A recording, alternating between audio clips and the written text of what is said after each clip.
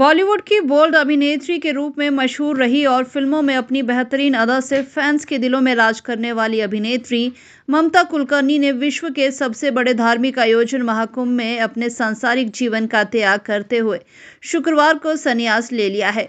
ममता कुलकर्णी ने किन्नर अखाड़े में संन्यास लिया और वहां उनका पटाभिषेक संपन्न हुआ। अब ममता कुलकर्णी का नया नाम श्री यमाई ममतानंद गिरी हो गया है। ममता कुलकर्णी को महामंडलेश्वर की ये पदवी किन्नर अखाड़े ने दी है। ममता कुलकर्णी को अखाड़े के वृंदावन सोमनाथ नंद आश्रम का जिम्मा सौंपा जाएगा। बता दें कि ये किन्नर अखाड़ा साल 2015 में बना था। किन्नर अखाड़ा सनातन धर्म के 13 प्रमुख अखाड़ों से अलग है।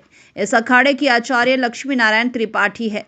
किन्नर अखाड़े की परंपरा के अनुसार ममता कुलकर्णी को पहले भगवा वस्त्र पहनाए गए, फिर माला पहनाई गई।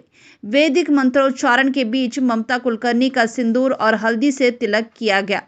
ममता कुलकर्णी को दूध से स्नान कराया गया। इस दौरान ममता कुलकर्णी की आंखों में आंसू थे। ममता कुलकर्णी वैसे तो लगभग 2 दशक से साध्वी जैसी ही जिंदगी जीने का दावा करती रही है। ममता कुलकर्णी ने महामंडलेश्वर बनने से ठीक पहले भी कहा कि इस उपाधि को पाने से पहले उनकी परीक्षा भी ली गई है। 23 साल तक की गई तपस्या, साधना और ध्यान से संबंधित ढेर सारे सवाल पूछे गए। हर सवाल का सही जवाब देने और तरह तरह की परीक्षाओं में पास होने के बाद उन्हें यह उपाधि मिली है।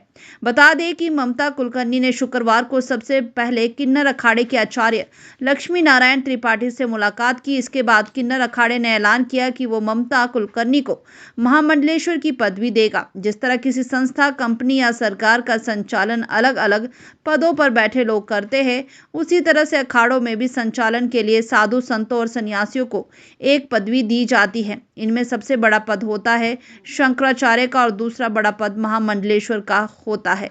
महामंडलेश्वर बनने के लिए सबसे पहले व्यक्ति को स्वयं का पिंडदान करना होता है और उसके बाद उनका पटाभिषेक किया जाता है। महामंडलेश्वर बनने के लिए ममता कुलकर्णी ने संगम में डुबकी लगाई और उसके बाद अपना पिंडदान करके उन्होंने ममता कुलकर्णी की पहचान को हमेशा के लिए छोड़ दिया। अब वो ममता कुलकर्णी नहीं बल्कि श्री यमाई ममतानंद गिरी कहलाएगी और उन्हें किन्नर अखाड़े की महामंडलेश्वर माना जाएगा। लोगों का कहना है कि ममता कुलकर्णी अचानक से महामंडलेश्वर कैसे बन गई, क्योंकि महामंडलेश्वर बनने के लिए पहले दीक्षा लेनी पड़ती है और एक लंबी अवधि में तपस्या करके सांसारिक जीवन के प्रवृत्ति मार्ग को छोड़ना पड़ता है। अखाड़ों का नियम है कि जो व्यक्ति महामंडलेश्वर बनता है उसे सन्यासी होना चाहिए। उसमें सांसारिक मोहमाया के लिए त्याग की भावना होनी चाहिए, पारिवारिक संबंधों से दूर होना चाहिए और वेद पुराणों का ज्ञान होना चाहिए। लेकिन अगर आप ममता कुलकर्णी के जीवन को देखेंगे तो आपको ये पता चलेगा कि कुछ समय पहले तक उनका जीवन विवादों से भरा हुआ था। यही कारण है कि ममता कुलकर्णी के महामंडलेश्वर बनने से लोग हैरान हो रहे हैं।